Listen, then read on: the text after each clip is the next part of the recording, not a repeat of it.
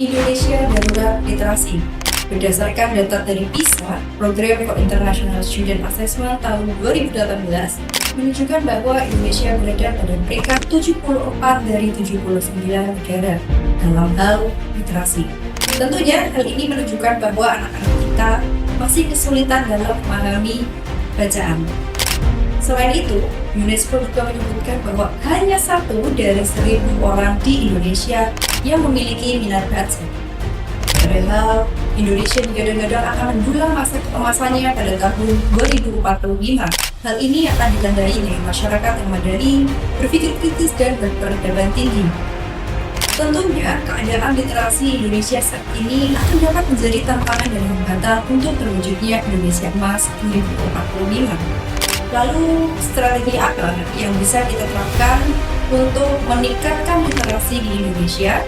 Dan siapa saja yang harus ikut bertanggung jawab mengambil peran meningkatkan literasi Indonesia saat ini demi terwujudnya Indonesia Emas 2045? Yuk, kita bahas lebih dahulu. Mengapa keadaan literasi Indonesia saat ini masih rendah?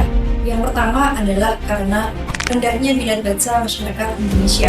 Hal ini dikarenakan karena tidak ada kebiasaan mengajak untuk anak membaca dari usia dini. Yang kedua adalah terbatasnya akses bahan bacaan, terutama untuk teman-teman kita yang berada di wilayah terpelosok.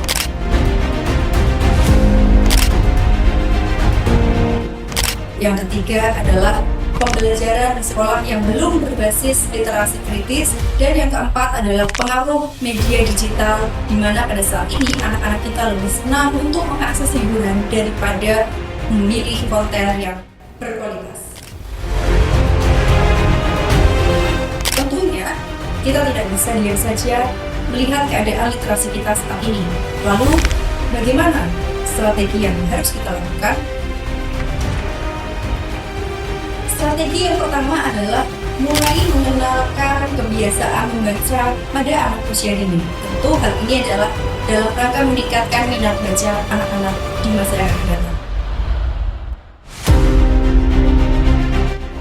Selanjutnya adalah program gerakan literasi di sekolah, yaitu membiasakan membaca selama 15 menit setiap hari sebelum mulai pembelajaran. Strategi yang kedua adalah memudahkan akses melalui teknologi digital. Kita bisa mengadakan aplikasi dan konten yang mengandung edukasi. Kita juga bisa menyediakan buku digital agar dapat diakses secara luas oleh teman-teman kita yang berada di daerah terpelosok.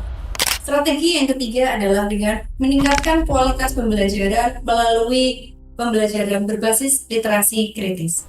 Strategi yang keempat adalah memperbanyak perpustakaan dan komunitas membaca. Hal ini pemerintah bisa membantu menyediakan adanya perpustakaan daerah dan mendukung terbentuknya komunitas baca di masyarakat.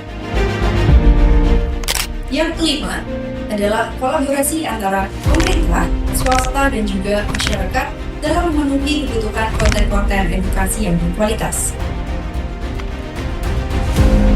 Agar strategi-strategi ini dapat berhasil dengan maksimal, tentu banyak pihak yang harus ikut mengambil peran.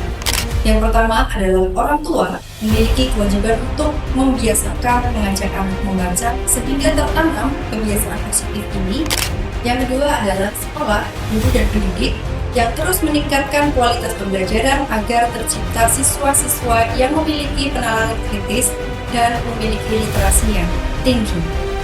Yang ketiga adalah pemerintah, di mana pemerintah memiliki kewajiban untuk menyediakan kebijakan, infrastruktur, dan juga anggaran yang berkaitan dengan meningkatkan literasi di Indonesia.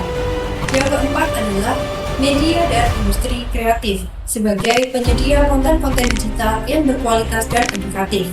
Dan yang kelima adalah masyarakat kita secara umum dengan adanya komunitas-komunitas baca di masyarakat tentunya akan menciptakan iklim yang hangat untuk meningkatkan literasi di Indonesia. Dengan adanya sinergitas yang apik, tentu akan dapat meningkatkan literasi Indonesia saat ini dan akan mendukung terwujudnya Indonesia Emas 2045. Ayo kita bersama-sama mendukung Gerakan Literasi Indonesia untuk mewujudkan Indonesia Emas 2045.